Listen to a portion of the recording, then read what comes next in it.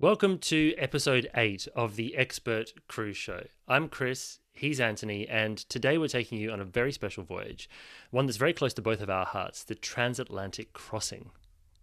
And the Transatlantic Crossing, Chris, is not for everyone, is it? It's an acquired taste. It's not a smooth sailing, especially on the North Atlantic.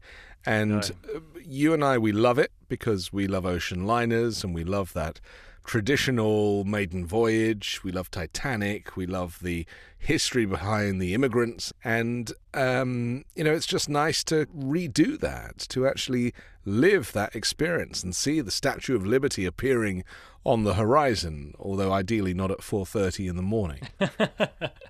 That's so true. It's something that so many people before us have experienced. The Transatlantic Crossing is so special because it is not just a large body of water, and these days a seven-day crossing where you're at sea the entire time. Of course, back in the day of the early steamers, it was over 2 weeks at sea. But, it's also that port arrival, particularly into New York, that so many people saw when they were relocating to America in search of a better life. And there's so many stories in the archives of people who write home about the experience of standing on the deck of the ship and looking up at the Statue of Liberty as the ship arrived in. It was very interesting, actually, because my first transatlantic crossing on Queen Mary 2, we were standing up on the bit just beneath the bridge, and we were looking down at the Statue of Liberty. So the ships have obviously got a lot bigger since those early days. But it is an iconic body of water. It has a lot of romance attached to it. The Titanic story brought an extra level of history and of intrigue with people around the world. But there are so many ships that sailed that body of water, and so many people. I mean, if you think about America and Canada today, how many people can trace their heritages back to somebody taking a transatlantic crossing from Europe to relocate in search of what they were hoping would be a better life at the time? And the European nations, they all had their own ships, didn't they? They had these great ships that represented the strength and the might, and so hence the speed and the luxury. We know about France and the Normandy. We know about Italy and the Rex, for example. These were the countries that dominated the North Atlantic. These days, though, there's only one ship that does a scheduled service. Every other ship, if it's offering a transatlantic, it invariably is a repositioning cruise, which is just allowing the ship to start a new season in another part of the world. And invariably those crossings can actually be quite affordable. A repositioning cruise is often a lot cheaper than a regular trip. But if we just talk to Queen Mary 2 for a second from Cunard, and I hate to boast, but it's the only thing I have to boast, is how I've done all 4 maiden transatlantic crossings, starting in 2004 with Queen Mary 2, then Queen Victoria, then Queen Elizabeth, and most recently in January on Queen Anne, which is where this photograph behind us was taken. And I'd like to remind people that it's actually the same price, if you book at the right time, as a flight. So you can literally go in economy, and economy fare is £500, $650 thereabouts approximately. I saw the transatlantic crossing advertised for $509 the other day. Yeah, I mean, it's ridiculous. That's under 400 quid. it's amazing, actually. If you had the time, if you have the 7 days.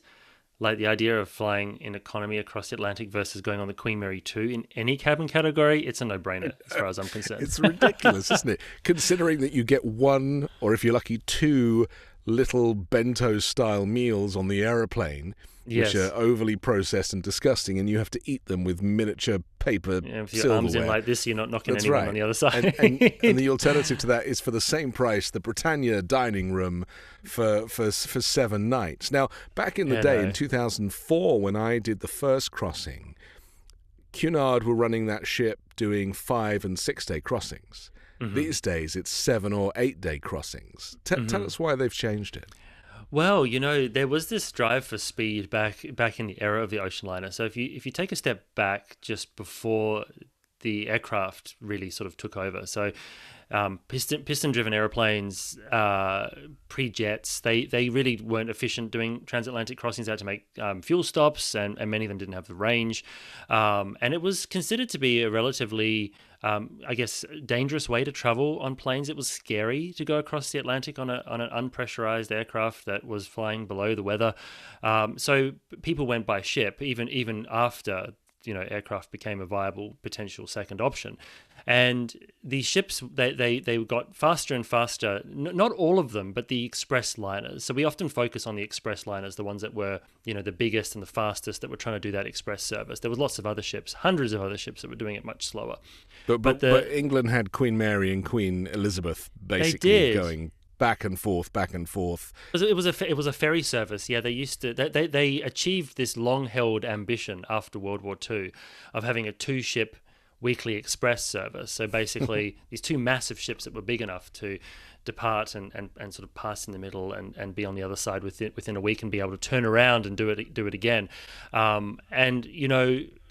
They achieved that to a level that no other shipping line was quite able to achieve, partly because Britain and America were positioned geographically well for that. If you were doing voyages out of the Mediterranean, you had extra time that you had to take to get to the Atlantic, but also because the scale and size of the two queens, and so that service was ultimately, Queen Mary got the record down to below 4 days doing transatlantic crossing before she was eventually eclipsed by the SS United States.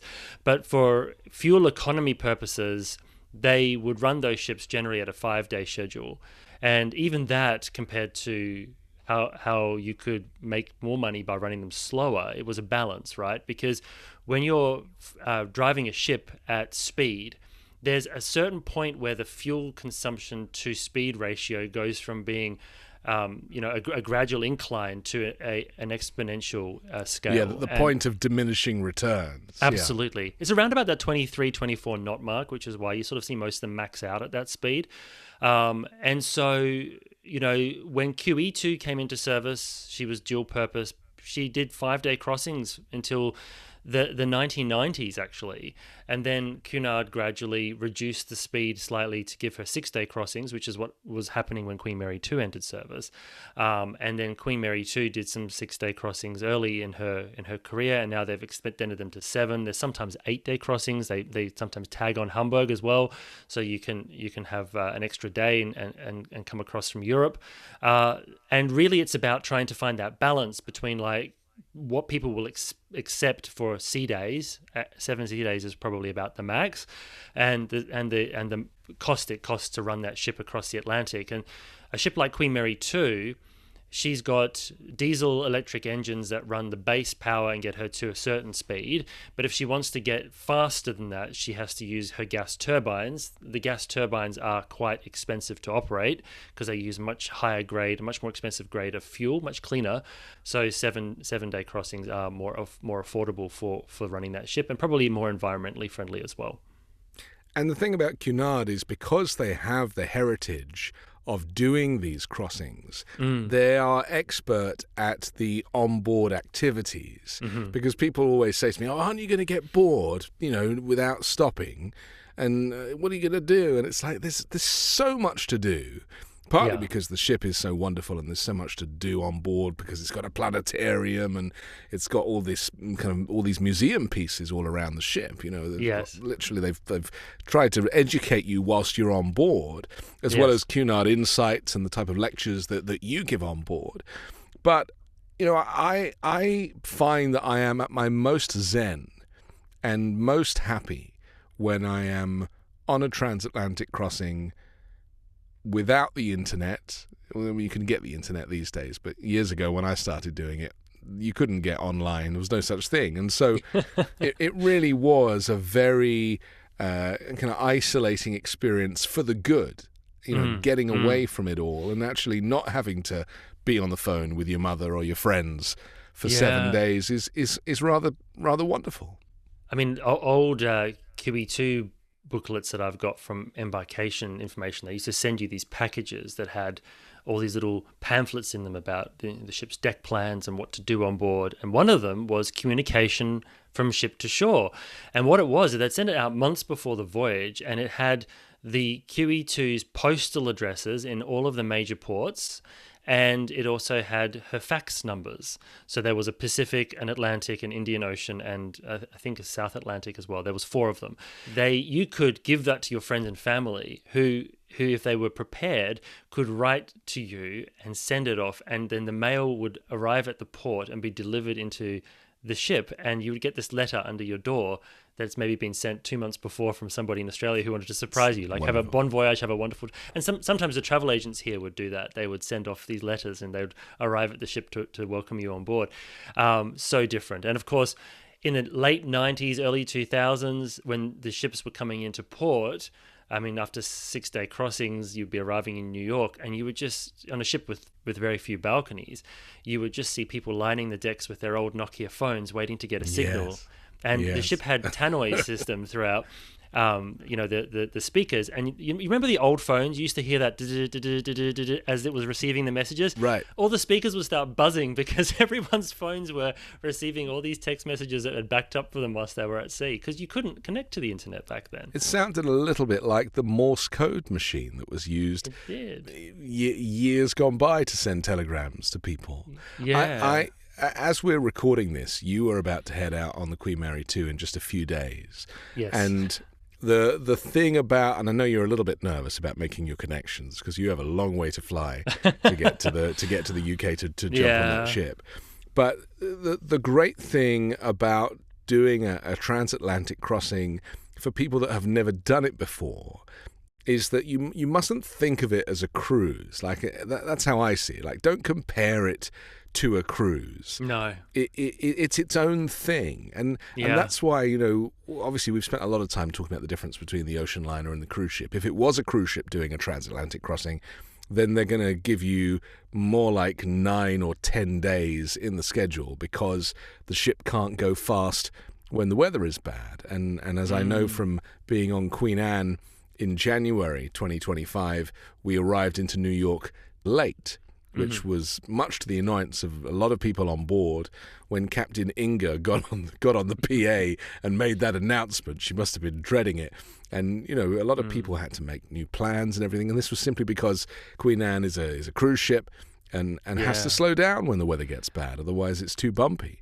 Whereas Queen Mary 2 is the opposite. She cuts through the water like a knife, and therefore she can maintain her scheduled service. I was using a previous video, but I'll stick it up on screen now as well. It was showing the route that Queen Mary 2 takes versus the route that your cruise on Queen Anne took. Careful.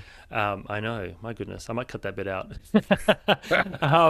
No, but it showed the difference between the Queen Mary 2's route on a standard crossing. I think that I used the one that I did back in 2019 as the example, and then also, and we were in a force 12 at the end of that voyage, right? Really rough seas, and then Queen Anne's, which was, I would say, from what I saw from your video footage, like the seas weren't the worst that you could find. No, there on the was no Atlantic by any means. storms. It was just big swells. Yeah, she sailed much further south, and you can actually see all that on the cruise globe, which I've got up on screen now. It's quite interesting how it allows you to map all the individual cruises, but it just goes to show the difference in the routing. And of course, they took that more southerly route because they wanted to make sure that the ship obviously was as comfortable as possible. I think further north, when Queen Mary 2 was doing the reverse voyage, she was in much worse seas even back then in January, and was able to push through because she's designed specifically to do that. Like the whole design of the hull, as I know you already, you're well aware, was designed to enable it to continually do that for 40 plus years.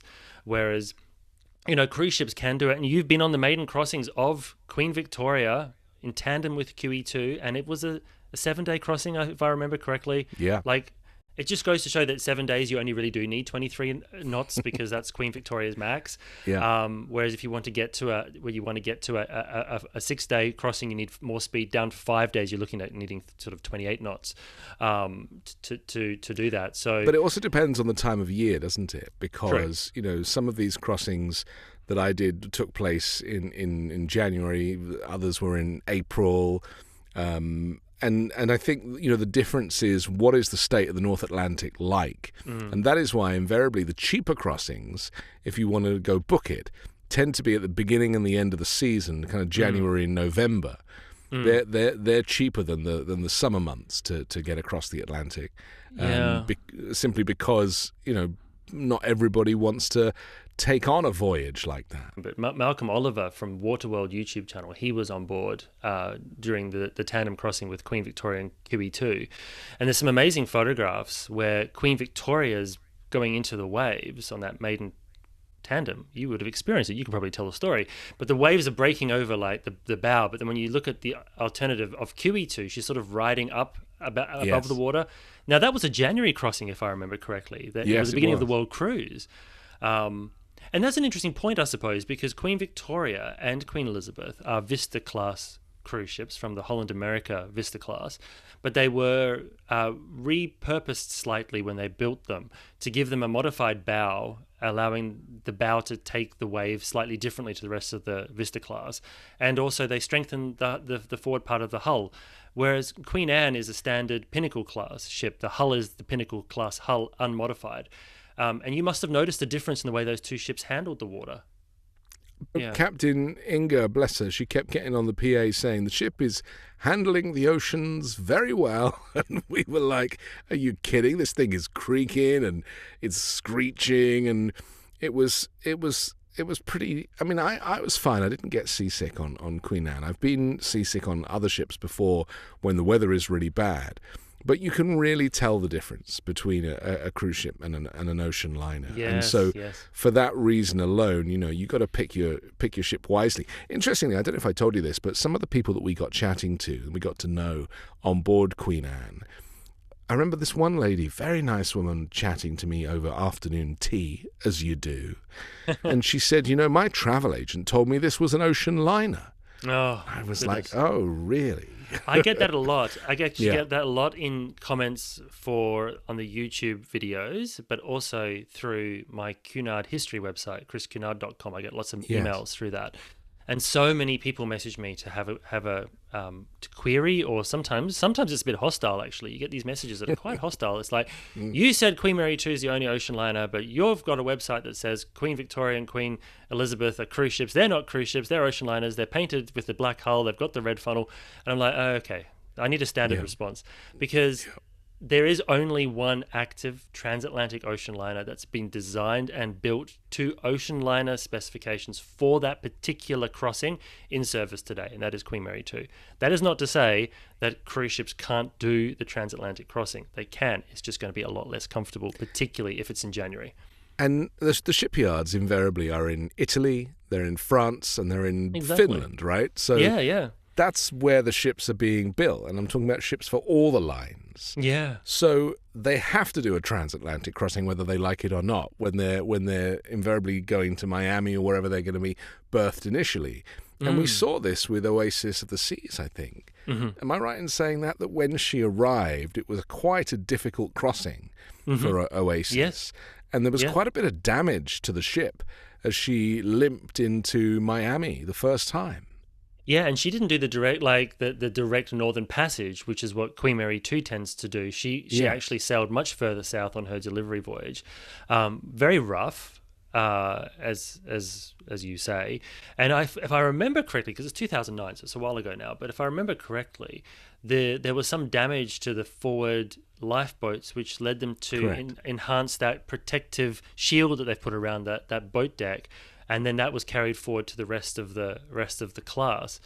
The Oasis class is an amazing ship, right? Technology, design, the engineering, absolutely spectacular. But it was not designed for that route.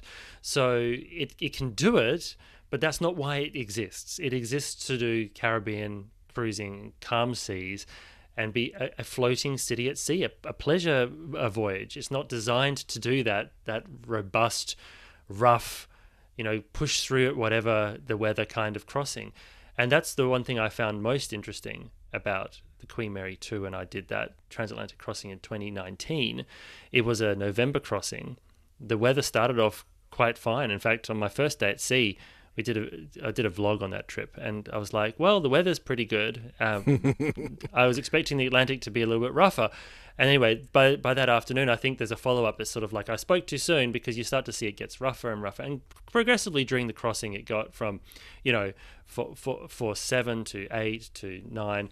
And then the last night before, the night before the last sea day, we were told it was going to be rough. Captain Wells was actually the captain on that crossing, Commodore Wells. And he said, look, it was going to get a bit choppy overnight, because he was very calm. Everything was just sort of like, he's seen it all, I suppose, from decades at sea on transatlantic crossings.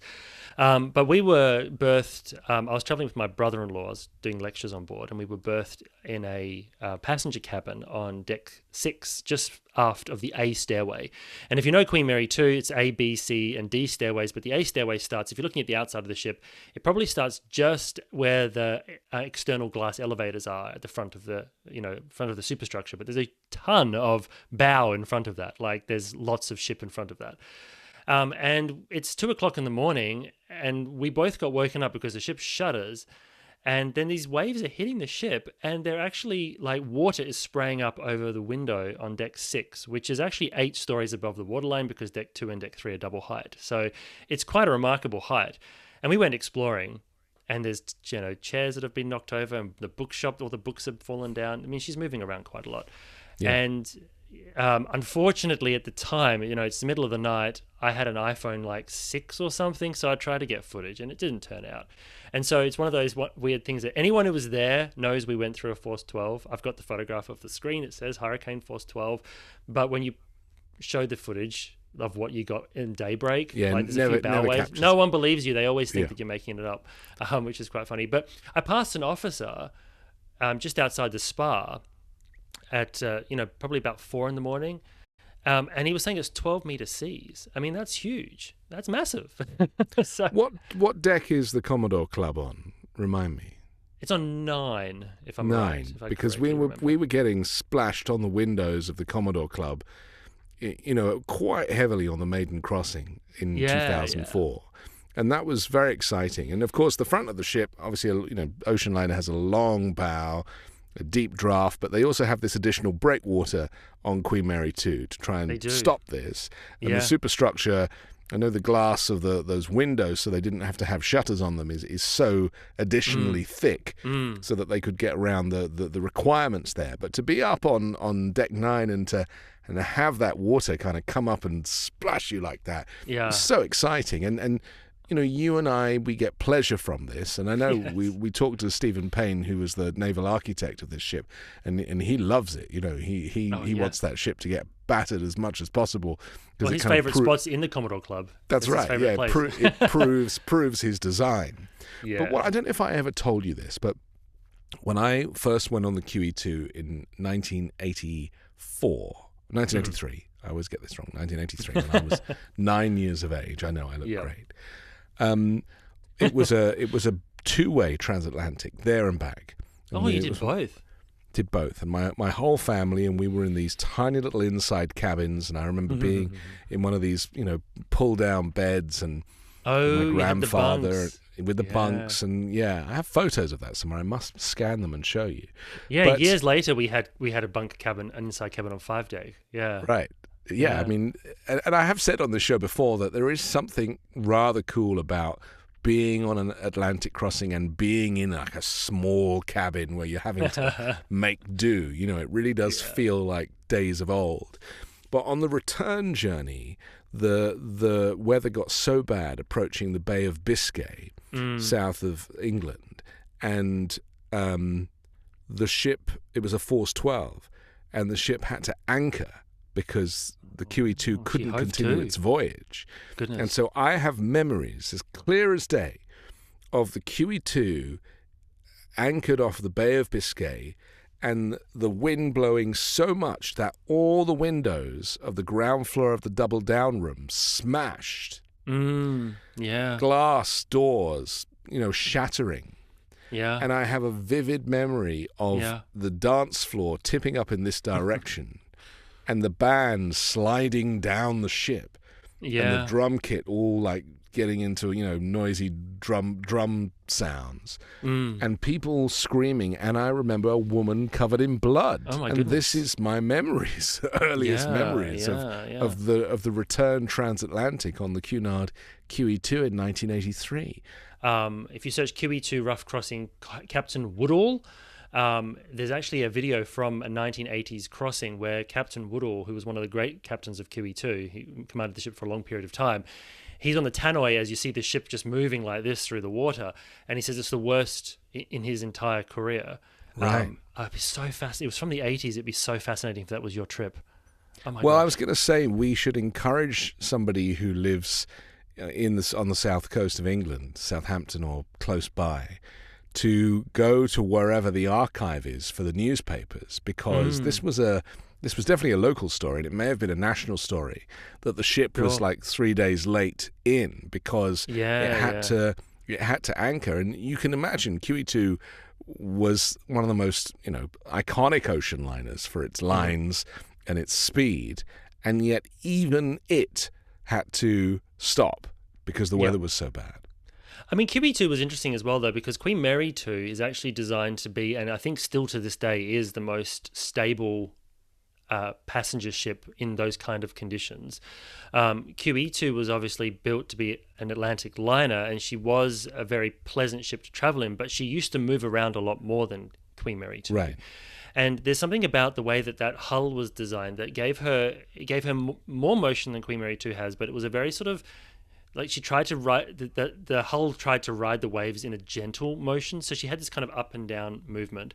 But I do recall, not on the Transatlantic, but being in a rough storm in the Great Australian Bight in the Southern Ocean on QE2, and the cabin was towards the front of the ship, towards the bow, and as the ship went down, the chair would move underneath you, and you'd kind of like plop down on top of it and then come back up. And then we were in the Grand Lounge after the show, and we were all leaving and there was a curtains. They used to put the curtains down the interior promenades to block the windows at night. And as we were all leaving the lounge, the ship lurched upwards, and people fell back, and then they always tried to grab onto the curtains to stable themselves, but of course they're on rails, so the curtains then slid back, and everyone's like falling over each other. Funny. That's just life at sea when it's rough. And we were traveling actually on that trip next to, not next to, but Aurora from P&O Cruises had also left Adelaide and was heading to Fremantle. And we were both caught in this rough weather. And on day one we could see Aurora. On day two we couldn't see Aurora. And so at the captain's cocktail function, Commodore Warwick actually was asked by many people, like, what's happened to the other ship? And he says, oh, don't worry, she's fine. She's 5 miles behind and struggling because she wasn't designed for that kind of weather. And she's a very capable cruise ship, don't get me wrong. Like, she actually is one of the most capable cruise ships out there, but just could not keep up with the pace that QE2 could do in those kind of conditions.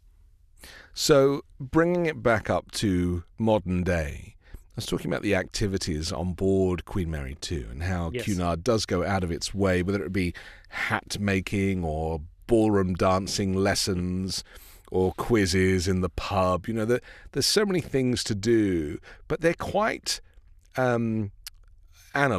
If you grew up in the kind of digital generation and you didn't really know that you could go and do watercolors or hat making, so you've got something to wear for the grand ball the next night, you might find it a bit of a culture shock. But it is rather wonderful to do those things. And like I say, now the ships will have Starlink. So if you want to just be scrolling Instagram on your phone for 7 days, you're very welcome to. But, I don't recommend it. I almost wish they didn't have Starlink sometimes. Like, I love the fact you can stay in touch with family and friends back home. And they also have a bookshop as well. So this is the other thing. And I know that you're very keen on this because Queen Anne doesn't have a bookshop. She has a small library. And same with Victoria and Elizabeth, I seem to remember. They had a bookshop and they got rid of it, whereas Queen Mary 2 has this beautifully stocked library with around 10,000 books in it. But it also has a bookshop that sells many of your titles. Yeah, look, the bookshop was something that Queen Mary 2 carried over from QE2, and it was an institution on both those ships, co-located with the library, and it used to be run by a company called Ocean Books, who were like us just obsessed with ocean liners. And so the bookshop used to be this sort of event almost, where you'd walk in. There was a full-time shop manager who was like obsessed with ships, and all of the. I mean, there was this paperback section, a small paperback section, maybe the size of an IKEA bookshelf kind of size, and the rest of it was just full of maritime books and maritime memorabilia and posters and bookmarks and little model ships and everything maritime. It was just so amazing. And that was part of my journey, because on QE2 I saw that bookshop, and there was this plaque in the window that said author on board with the author who was traveling's book. And I actually thought to myself, I need to do this one day, and I want to write a book about the QE2.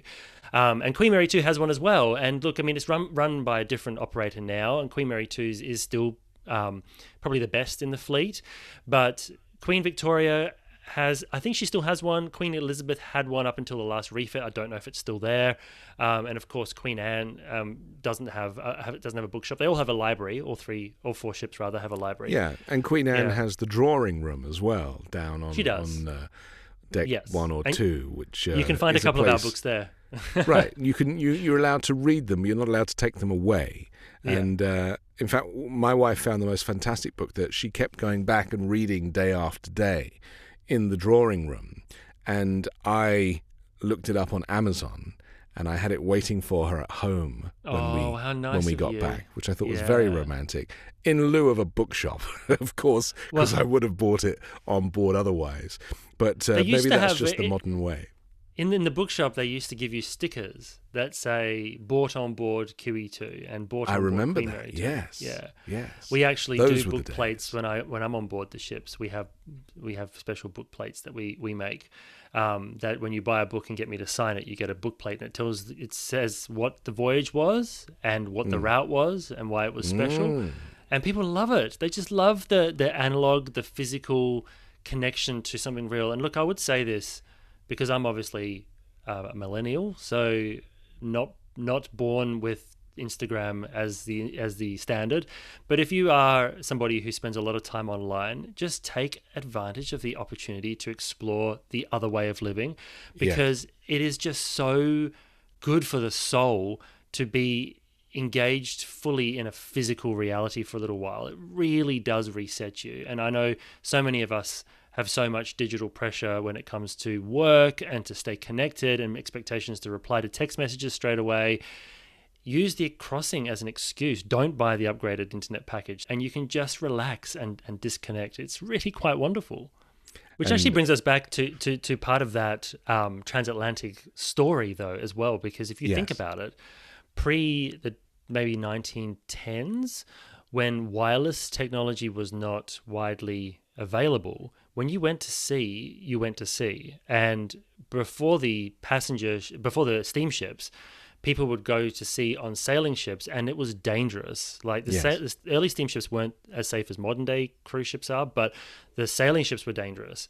And many people would try and avoid a sea voyage because there were so many instances of ships just disappearing, and you had no idea what happened to them because there was no way to communicate. And so it was a treacherous journey. And the steamships made it safer in so much as they had alternate power, so they couldn't get blown off course as easily, they couldn't get stranded. And of course, technology then allowed for bigger ships and for technology such as wireless to be introduced when Marconi started to put those units and sets on ships.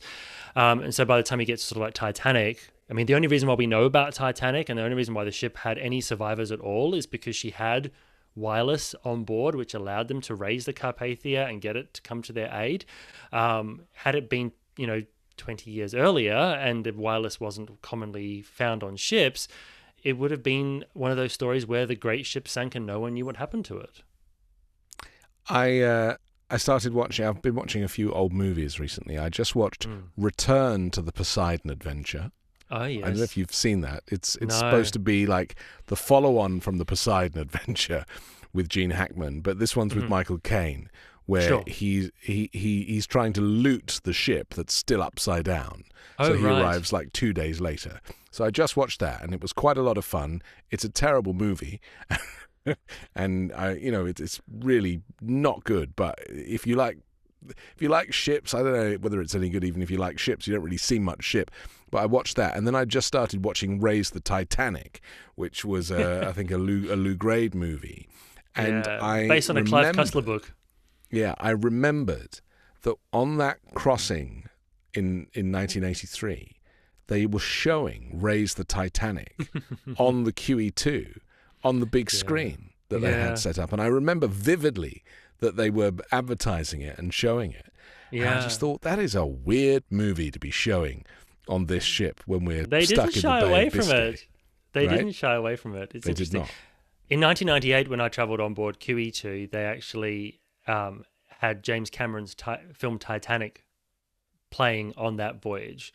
Really? And they showed it to the crew. They had they had a theatre on board, and for some special occasion, they kind of closed it off at night, and they allowed the crew to come up into the theatre. It was double-story theatre, and they played Titanic. And apparently, one of the senior people came up to do a little sort of preamble and said, "Look, this is the great example of how not to do things," and then played the film. But they didn't shy away from and look, they have Titanic lectures. I actually gave a Titanic lecture on the Queen Victoria that the cruise staff, bless them, they wanted to add an extra event in. And I said, I'm happy to do the Titanic talk. And they said, look, we'll do it in the Queen's room because it's an extra event. It's at the unusual time. I said to them, look, Titanic's going to get a big crowd, so the Queen's room's probably not going to be big enough. And they were like, no, it'll be fine. It's 2 o'clock or something, some random time in the day. Yeah, I know where this is going. It was packed. The upper level was packed. Everyone was there to see Titanic because it is so very much part of culture that Titanic just lures such a great interest. Yeah. I think that's why I like the maiden voyages, because it's not like the fear of will the ship make it to New York and will the ship sink and all this. Although when the weather's bad and you're on a maiden crossing, obviously that's on everybody's mind, and it kind of brings all the passengers together. I have a text message from you from when you booked your Queen Anne crossing, and you literally said to me, do you think she's going to make it? Well, she nearly didn't, albeit 2 days late. But so for me, that's kind of the joy. And I think that, if you love Titanic, and if you haven't done it, and if you can find it for $509, years ago when I used to do the transatlantic crossings on Queen Mary 2 after the maiden voyage, sometimes I could find them for £599 or even £499. And that price used to include a return flight with either British Airways or Virgin Atlantic.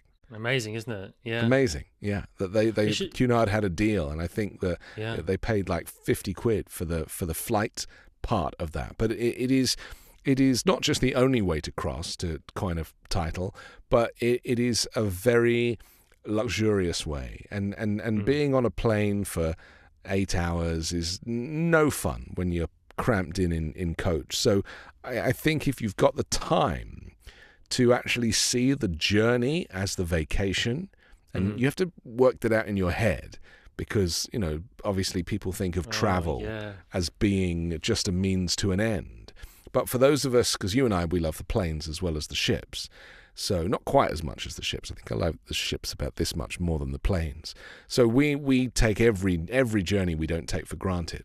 But there's something about doing a transatlantic crossing on a ship where you make the most of those 7 days. And also, we should remind people, I'm sure people know this, but if you're traveling westbound, you actually have 25-hour days. You have 5 25-hour days because, of course, the jet lag is dealt with over a 24-hour period. Yeah.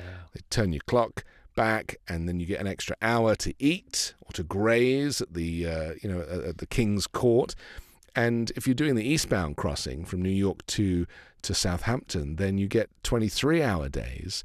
So it's almost like you get better value if you go westbound. That's westbound's much better, for sure. Yeah. When you were talking there about the journey being the vacation, that iconic Cunard advertising phrase of getting there is half the fun popped into my head. Like the destination, you may be going for a great holiday to Europe or a great holiday to the States or Canada, but getting there is half the fun on these ships, and particularly on QM2, doing that transatlantic crossing regularly throughout the year as well.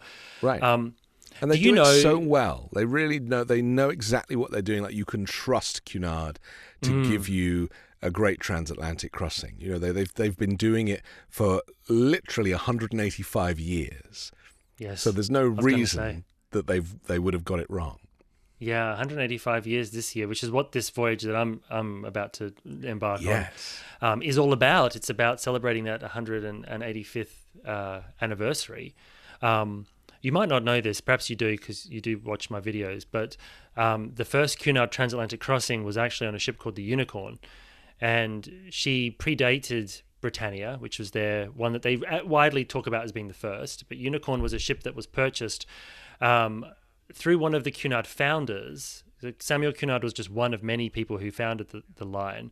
And the company at the time was called the British and North American Royal Mail Steam Packet Company, but it's such a mouthful that everyone just called it Mr. Cunard's line, because he was sort of the figurehead. But anyway, this ship, Unicorn, she was an older ship that had been purchased, and she was going to run a ferry service from Halifax up to some of the other areas, up to Quebec, I think maybe. But ultimately, she needed to get across from Europe, so she did this. They're very clever back in the day. Like the PR genius that they had was amazing, because a steamship service that was promising regularity, which is why Cunard is famous. They were going to have 4 ships that allowed them to do a regular departure, so you knew in advance when you were going to leave and arrive, which is just groundbreaking. Like it was like taking a train, wasn't it? You know, changed the world, Anthony. Yeah. Because before that, even the steamships wouldn't leave regularly, and in the sailing ship era, the ship would leave when it was full, and it was at the captain's discretion. And you had no idea when you're going to depart. You had no idea when you're going to arrive because the weather dictated it. How could you possibly run a modern society like that? But the steamships just revolutionized this.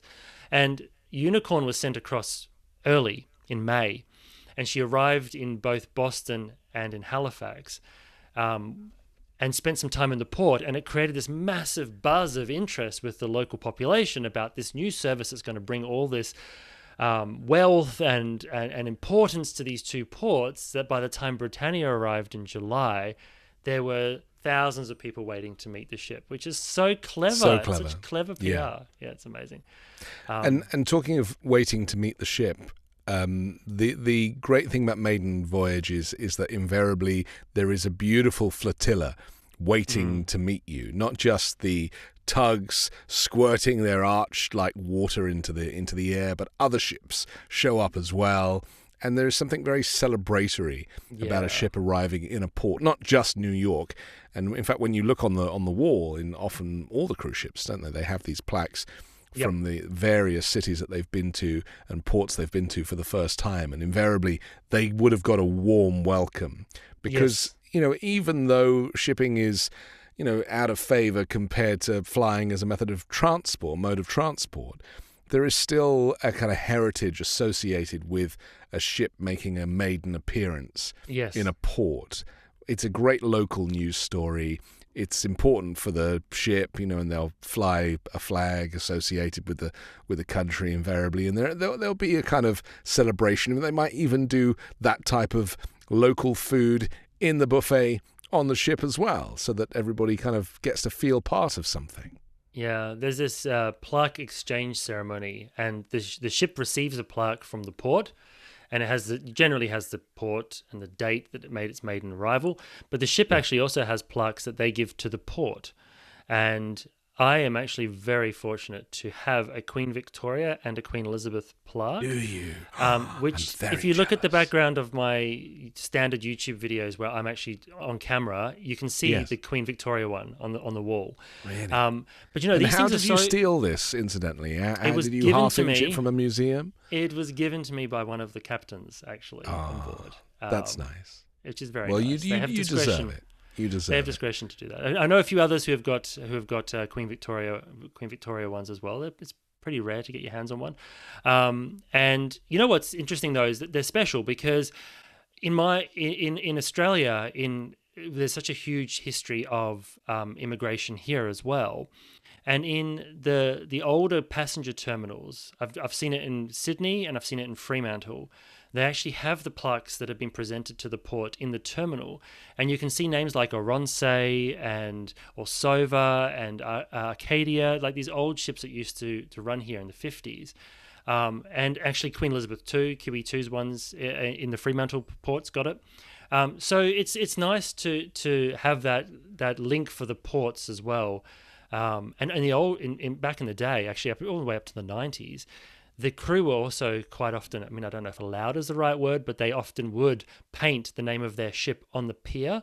So you could quite often see all these names of different ships that have been painted onto the actual pier. You don't see it so much anymore. I think the last time I might have seen it was actually in Adelaide. But, the old piers in New York would have had all the names of the ships on plaques. They would have had all the names of the ships painted on the pier, just small enough that you could see it from the deck. And yeah, it's just special to keep that record, I think. It's probably worth mentioning that Cunard used to take Queen Mary 2 and certainly QE2 before her into Pier 88 and associated piers, the old Cunard Pier and White Star Pier in New York City. And they stopped doing that a few years back, and now they use the Brooklyn cruise terminal. Yeah. I presume because it's a cheaper berth, and they have permanent facilities there for the ships. It's more of a modern cruise terminal compared to using one that's a few hundred years old. Yeah. But it means that when you arrive now, and we had this just in January on Queen Anne, you don't get as close to the Statue of Liberty as you would do if you were going right up into Manhattan. Sure.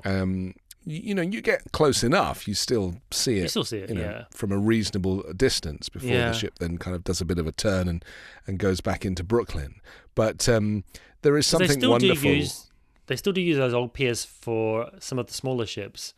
And I know when there's been tandem crossings or tandem departures with Queen Mary II and Victoria and Elizabeth. Yes. Victoria and Elizabeth use the older piers. But for QM2, actually, because she's so long, they actually had to get a special dispensation to allow her to berth there because she does stick out further than most of the cruise ships. And Queen Anne is also very long, so I wonder if that's why. I mean, I think you're right. Brooklyn is a more efficient terminal. It obviously would have economies of scale with Carnival Corporation using it so often. Yeah. But I wonder if that is also why Anne, on her maiden arrival, didn't use those piers, because she is quite she's noticeably longer than Victoria and Elizabeth. Yes. Yeah. But, it's interesting, isn't it, how the length of the ship, maybe we should just mention this while we're here, because one of the when people talk about the size of ships, when I hear them talk about them on the news, they sometimes mention the length, and I'm like, oh, the length, it's kind of irrelevant, really, isn't it? At the end of the day, Queen Mary from 1936, which is now moored in Long Beach, is one of the longest ships of all. I mean, she's like a very long ship. But obviously, the gross tonnage of the ship, how many decks it has, its breadth, these are the things that give the ship its scale. Yeah. Am I right in saying, though, that the ship needs to be a certain length to ride the swells of the Atlantic? Isn't there like a minimum? Because I know QE2 is 963 feet long. Yeah. And I think Queen Elizabeth is around the same. Isn't there like a minimum length of a ship so it can actually ride those waves? I think the big thing is like ride them comfortably, because if you think back to like Britannia, she's 207 feet, I think. She's very small. In fact, the RMS Britannia could fit into the Britannia restaurant on the Queen Mary 2, which is quite ridiculous. I love that fact. Yeah. It's so interesting. And even on Queen Anne, like if you were to take the bowsprit and not quite. We did the measurements actually, but not quite. But it's just the scale is so different. But nowadays, obviously, you wouldn't design a transatlantic liner that doesn't have how it handles the wave frequency into account. That being said, though, like people do things like hydrofoils across the Atlantic. We should probably mention that the westbound crossing, the westbound speed record, is actually still held by the SS United States. It is a more challenging direction because you're going against the Gulf Stream. So to do it Right. with speed is actually harder because you've got to use more power to get those crossing times up.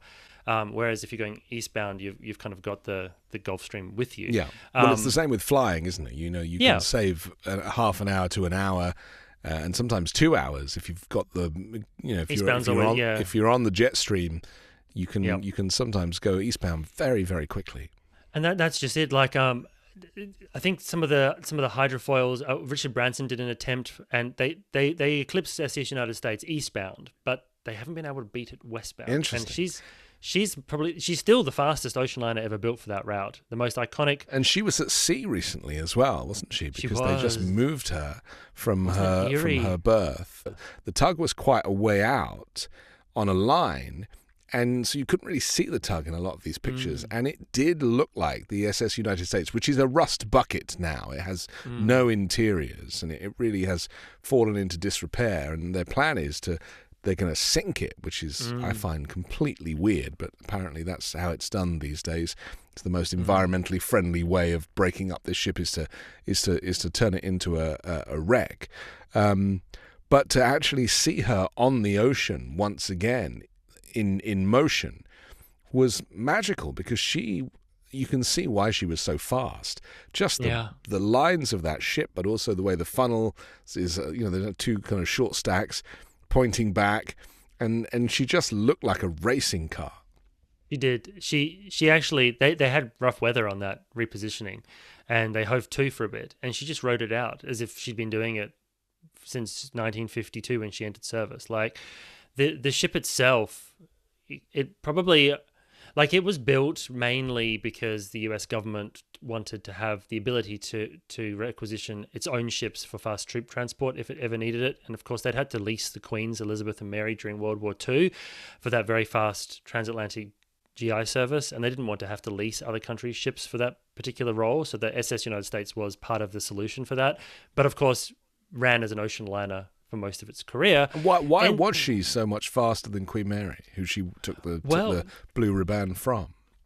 You know, the main reason is because they built her to be this troop ship. So if they were going to get her across the Atlantic with troops, you know, this is the 1950s, the Cold War's kicking off. If they needed to do that repositioning, they wanted to do it as fast as possible. She had very, very powerful Westinghouse engines. She had four screws, 4 propellers. The design was kept very secret and very guarded for many, many years because it was sort of basically done to military specifications. But, you know, after she entered service probably a bit too late. Like, she entered in 1952. By 1957, the Atlantic was starting to see more people traveling by air than by ship, but there was still enough business. By 1958, of course, the jet came in with the 707 on transatlantic services. So the SS United States really had a short-lived reign, and by 1969, I think it was, she was pulled out of service. And then she was sent across to Turkey at one point to have her asbestos removed. The lifeboats were taken off, and then she was berthed in Philadelphia for decades. Was sold at one point to Norwegian Cruise Line, who planned to turn her into a cruise ship. Was sold to the United States Conservatory. Crystal Cruises took an interest in purchasing her. Crystal Cruises wanted to turn her into a cruise ship as well, but they never went through with that.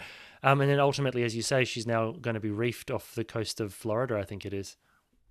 Amazing kind of storyline, isn't it? And the thing with the Cunard Queens is that they were so iconic because of that kind of dark grey or black hull and the red line just above the waterline. The red, I think, is like a toxic paint designed to kind of keep any of the sea creatures off from growing on the hull, so that to maintain the speed. And that's still the reason why the ships are painted red on that bottom line. But they had to change the paint mixture now because the old paints were so toxic that I think in the 90s they implemented a different style where it keeps the marine growth to a minimum, but it's not killing things in a distance from the ship. They That's have good to be to more. Yeah, I know. But the old stuff it was very toxic. Yeah. All right, check out the previous 6 episodes. If you go back to episode 1, you'll hear me talk about the Queen Anne maiden crossing of Yes. the North Atlantic, and just work your way through. Don't forget to share the show, to comment down below, and keep your feedback coming. Follow us on Instagram. Follow the Expert Cruise Show there, and we'll come back next week and bring you another episode of some good old-fashioned cruise talk. Yes, I think if you've stayed with us until this point in the show, and if you know one other person who loves cruising, if you can share the episode with them, it just helps us to build the audience and keep this wonderful conversation going. Lovely. All right. Take care. Happy cruising. All right. You too. Bye-bye.